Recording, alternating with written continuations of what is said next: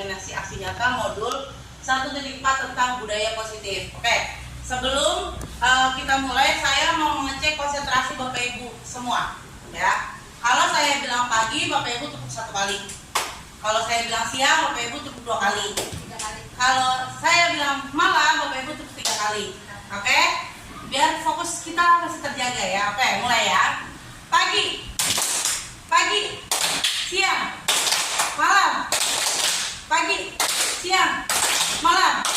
Oke, Bapak Ibu masih terjaga. Oke, sekarang saya akan menekan budaya positif. Jadi di modul 1.4 guru penggerak ini ada yang namanya budaya positif. Oke, tentang disiplin positif dan nilai-nilai kebajikan universal. Jadi kita akan mengubah cara pandang kita, perubahan paradigma belajar dari yang tadinya stimulus respon ke teori kontrol namanya. Teori kontrol ini yang menemukan itu Dr. William Glasser. Nah, di teori kontrol ini ada 5 ilusi guru untuk peserta didiknya. Yang pertama, ilusi guru mengontrol murid. Lalu, ilusi bahwa semua penguatan positif efektif dan bermanfaat. Terus ada lagi ilusi bahwa kritik dan membuat orang merasa bersalah dapat menguatkan karakter. Lalu ada lagi yang terakhir, ilusi bahwa orang dewasa memiliki hak untuk memaksa. Jadi nih, dari teori kontrol ini kira-kira Bapak Ibu ada yang pernah melakukan ini nggak? 1, mengontrol murid.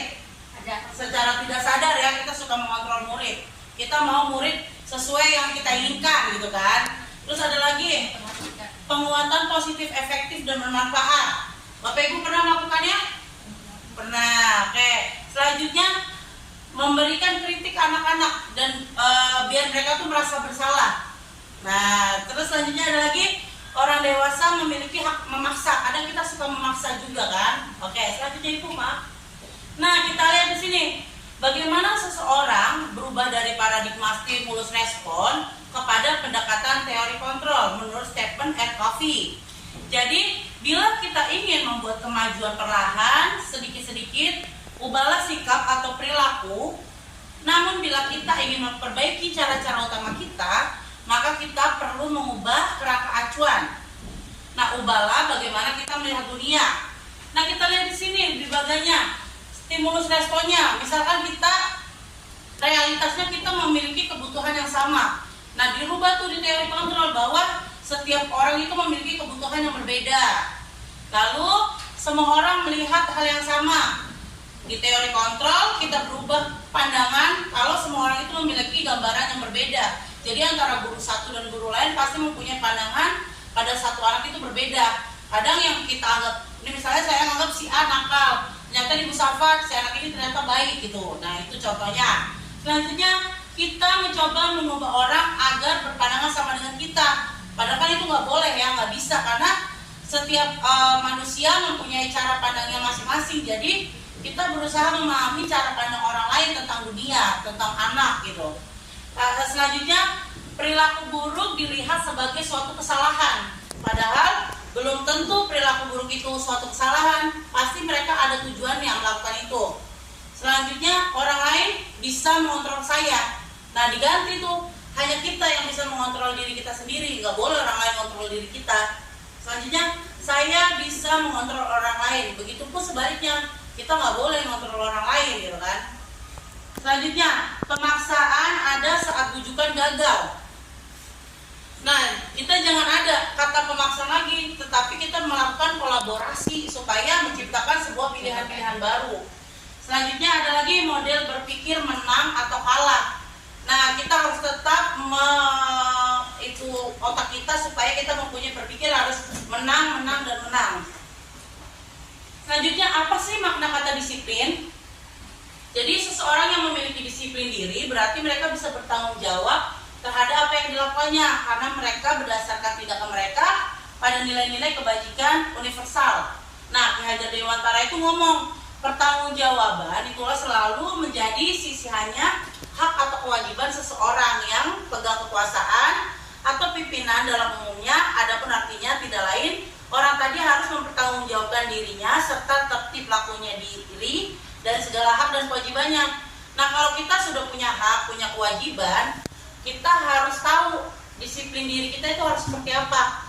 Misalkan nih kita sebagai guru, kita menyuruh murid harus datang tepat waktu, ya kan? Nah kita sendiri kadang-kadang suka telat ya, saya juga kadang-kadang suka telat.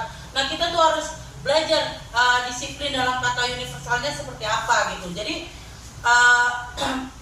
Jadi kalau misalkan kita memiliki disiplin, berarti kita memiliki tanggung jawab terhadap hak dan kewajiban kita. Selanjutnya Ibu, ada yang namanya nilai-nilai kebajikan, yaitu sifat-sifat positif manusia. Misalnya nilai kebajikan, 1, cinta kasih, rasa sayang, persahabatan, pertemanan, tanggung jawab, disiplin. Pokoknya nilai-nilai positif itu namanya nilai-nilai kebajikan. Nah, seperti yang kata Dr. William Glasser bilang di TM Control, setiap perbuatan memiliki suatu tujuan. Ada juga Diana Gosen bilang bahwa dengan mengaitkan nilai-nilai kebajikan yang diyakini, seseorang akan memiliki motivasi akan terbangun sehingga menggerakkan motivasi diri untuk mencapai tujuan yang mulia. Jadi kalau kita punya nilai kebajikan di diri kita, pasti kita akan meyakini dan menjadi motivasi. Misalkan kita mempunyai nilai kebajikan cinta kasih, itu akan jadi motivasi kita untuk menyayangi sesama, untuk merangkul sesama, terutama para siswa kita ya. Selanjutnya Ibu. Nah, di sini ada 3 motivasi perilaku manusia. Jadi seseorang yang melakukan sesuatu punya motivasi nih. Yang pertama, untuk menghindari ketidaknyamanan atau hukuman. Biasanya anak-anak kan kayak gitu ya, melakukan sesuatu karena takut dihukum. Kayak misalnya nih, dia pakai rok panjang karena takut dihukum, roknya digunting berarti dia pakai rok panjang gitu. Terus ada lagi untuk mendapatkan imbalan atau penghargaan dari orang lain. Seperti kayak misalkan kita melakukan sesuatu yang terbaik untuk sekolah, tetapi kalau tidak ada penghargaannya kita stop gitu, nggak mau kita melakukannya lagi. Itu berarti perilaku kita itu motivasinya mengharapkan penghargaan gitu. Selanjutnya, untuk menjadi orang yang mereka inginkan dan menghargai diri sendiri dengan nilai-nilai yang mereka percaya. Nah ini nih perilaku motivasi yang paling mulia. Jadi kita ikhlas melakukan sesuatu tanpa mengharapkan imbalan, tanpa takut dihukum. Nah, saya punya pertanyaan nih. Iva kurang menguasai pelajaran matematika, sehingga pada saat pelajaran tersebut berlangsung, dia lebih banyak berdiam diri atau menggambar buku di pelajarannya. Pada saat guru matematikanya Pak Seno menanyakan pertanyaan, Iva menjadi gugup dan tak sengaja menjatuhkan tasnya dari kursi, serta tiba-tiba menjadi gagap pada saat berupaya menjawab. Pak Seno pada saat itu membiarkan teman-teman Iva menertawakan Iva yang tergagap. Malu luar biasa dan malahan minta Iva untuk maju ke depan dan berdiri di depan kelas sambil menunjuk hidungnya karena tidak bisa menjawab pertanyaan. Kelas makin gaduh dan anak-anak tertawa melihat Iva di depan kelas memegang ujung hidungnya. Nah, dari cerita ini, apakah Bapak Ibu setuju apa yang dilakukan Pak Seno? Kenapa? Kenapa kira-kira? Kenapa Pak Munawir? Tidak setuju karena satu itu menimbulkan rasa tidak percaya diri. Rasa tidak percaya diri. Ada jawaban yang lain? Kedua itu mempermalukan di hadapan umum. Yang ketiga itu tidak ada usaha untuk melakukan sesuatu yang baik. Jadi selalu salah. Nah, ya itu salah satu itu alasan tadi dari Pak Munawir. Yang lain ada? Atau sama setuju dengan Pak Munawir? Setuju. Nah, menurut Bapak Ibu nih, tindakan Pak Seno kepada Iva adalah sebuah hukuman atau konsekuensi yang tadi dilakukan sama Pak Seno, menyuruh Iva ke depan. Hukuman. Ada yang lain? Hukuman atau konsekuensi? Hukuman. Oke, selanjutnya Ibu. Nah, dari tadi cerita Iva itu antara hukuman dan konsekuensi, apa sih hukuman?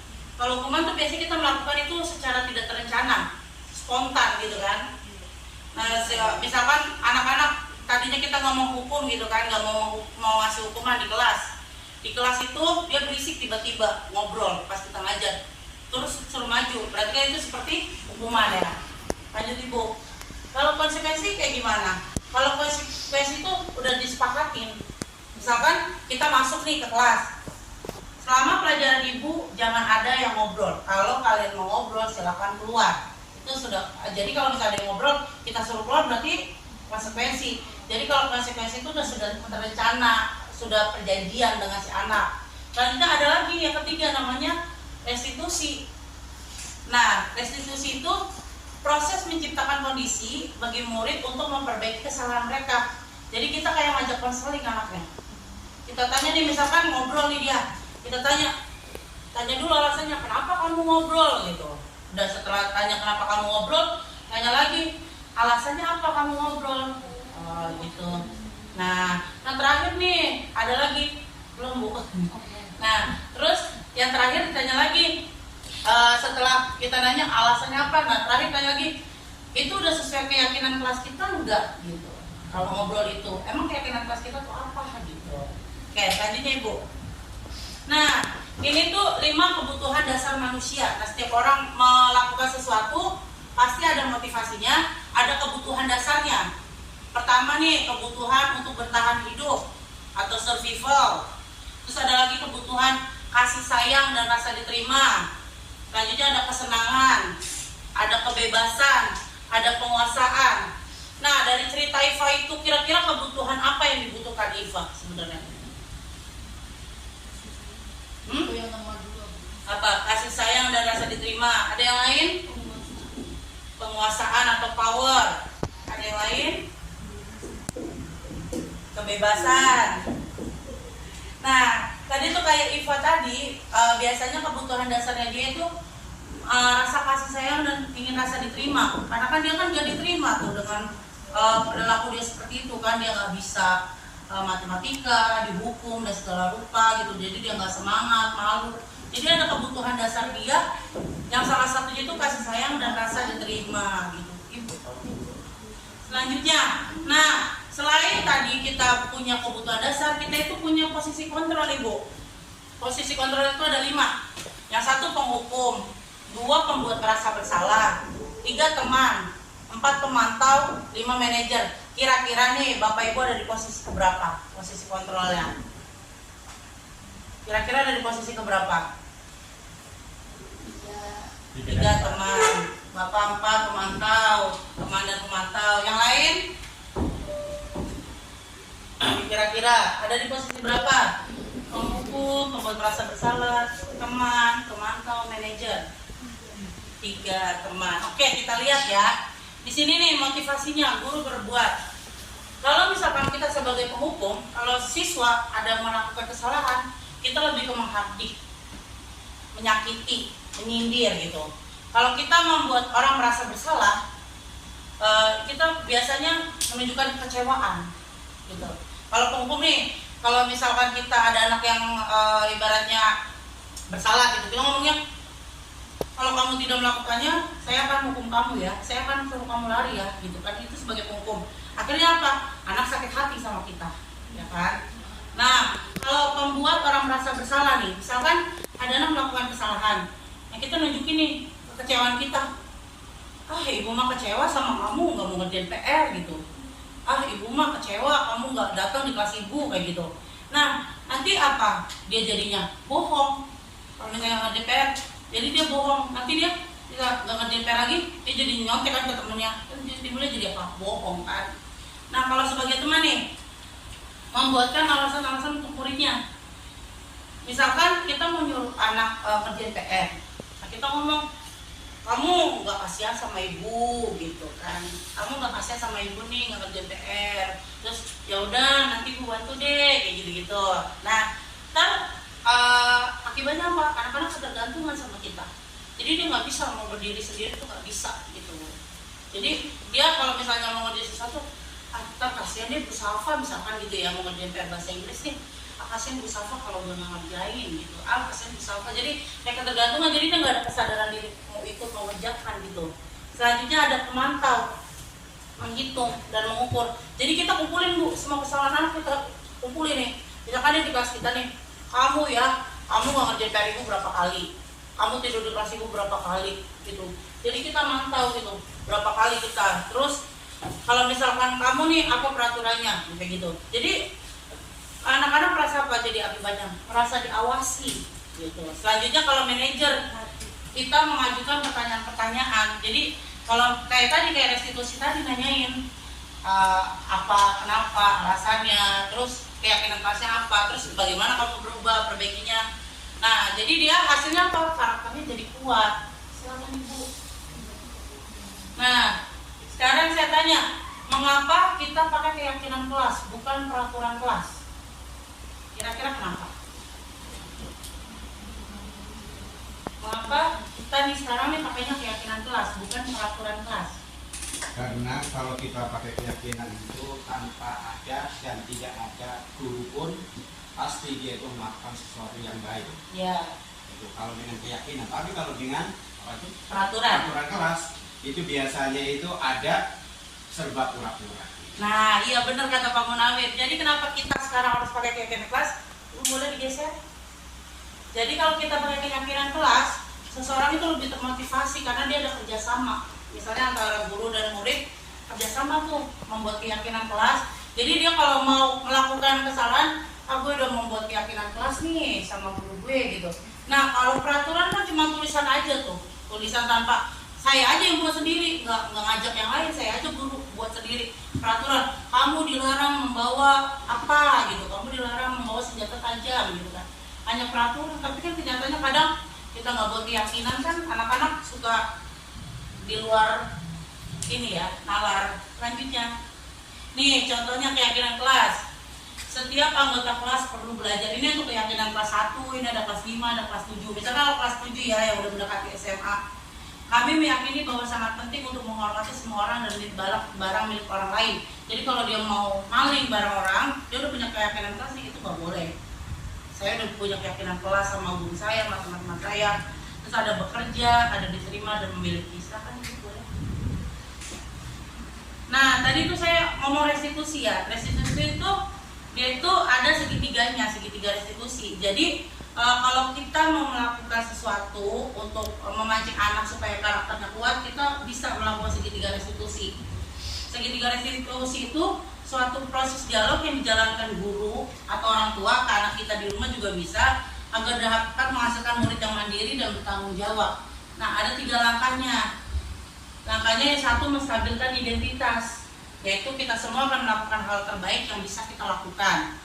Yang kedua, validasi tindakan yang salah. Semua perilaku memiliki alasan. Dan terakhir, menanyakan keyakinan. Kita semua memiliki motivasi secara internal. Jadi kalau misalkan ada anak melakukan kesalahan, kita bisa nih melakukan segitiga restitusi sama anak. Kita tanya dulu apa hal yang terbaik yang kita bisa lakukan. Misalkan kayak mengkonfirmasi dulu ke anak.